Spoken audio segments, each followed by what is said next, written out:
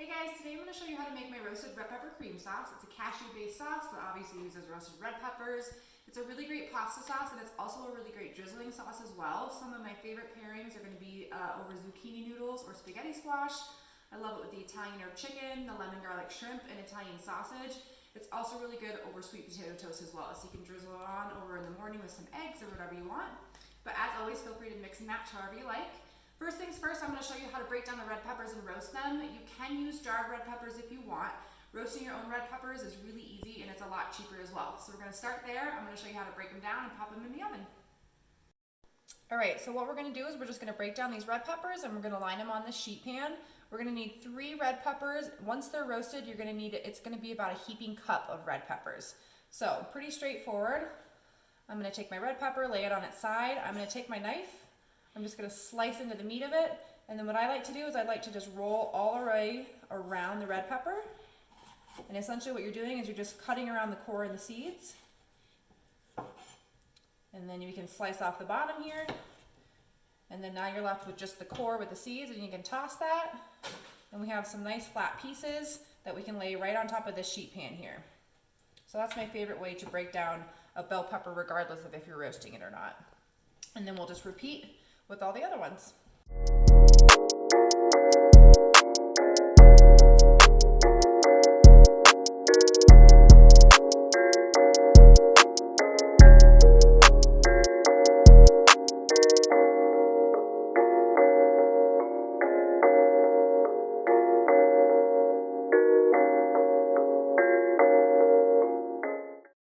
Alright, so now I have these red peppers lined on my sheet pan and they're ready to just pop right in the oven.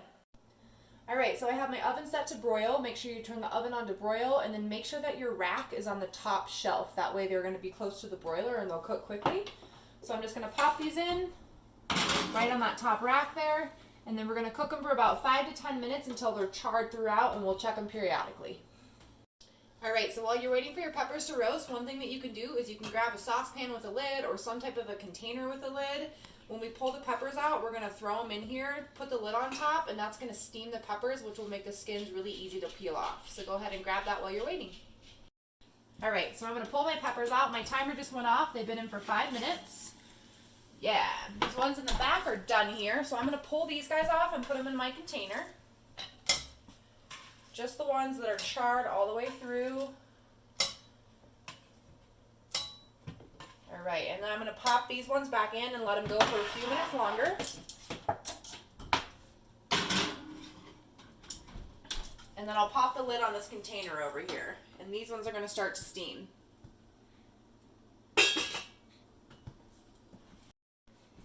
Alright, so these just went back in for another minute or two, and it looks like they're already done. So just make sure you watch them carefully so they don't overcook. And then I'm just going to take these guys off. Put them in my container with the other ones. And just make sure what you're looking for is that they have a nice black char on top of them. And that way the skins that are charred are just going to peel right off. Alright, so now I'm waiting for my peppers to steam. While I'm waiting for those, I'm just going to put the rest of the ingredients in my blender cup. And then we'll peel the red peppers, throw those in, and blend everything together.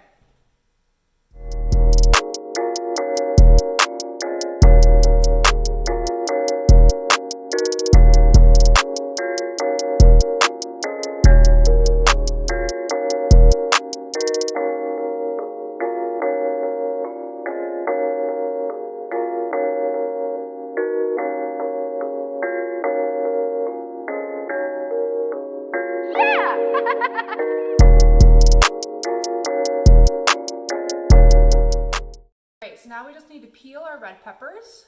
So all we're going to do is open the lid here, pull these out. I'm just going to pull out a couple at a time.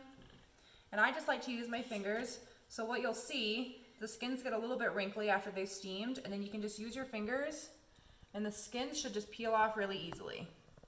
So you're just going to go through each pepper, start peeling the skins off. If you leave a little bit of the skin on, that's okay. Some of the char can have a little bit of extra flavor, but don't leave a ton because then it'll get really bitter. But you can kind of see they just peel off really easily, especially the really charred parts.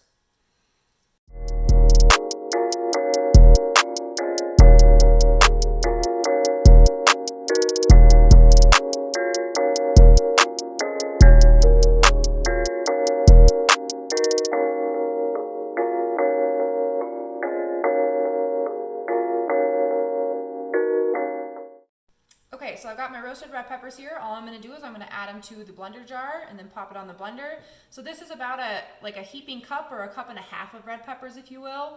So if you're doing jarred red peppers, just make sure you have about that amount, 1 to 1.5 cups. Obviously, the more red pepper you put in, the more flavor you're gonna get. All right, pop these in here. All right, and now it's ready to blend away.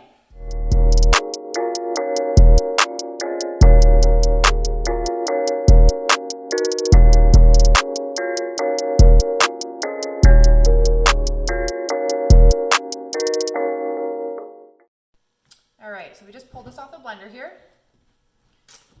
And I'll just give you a quick shot. You can see it's a nice creamy consistency, like a good pasta sauce.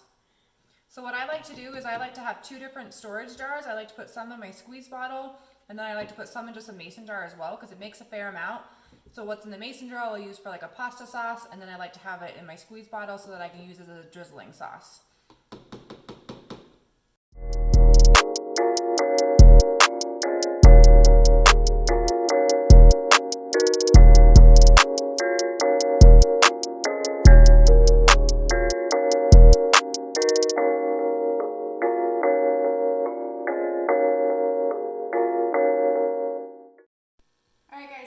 Roasted red pepper cream sauce. It's pretty easy, like most of my sauces are. So I got, like I said, some in a jar, some in my squeeze bottle. The nice thing about the jars too, this cream sauce actually freezes really well. So you can put it in a mason jar. Just make sure you leave a little bit of room on top, and you can pop it in the freezer for up to 6 months. So go ahead and play around and have some fun with it.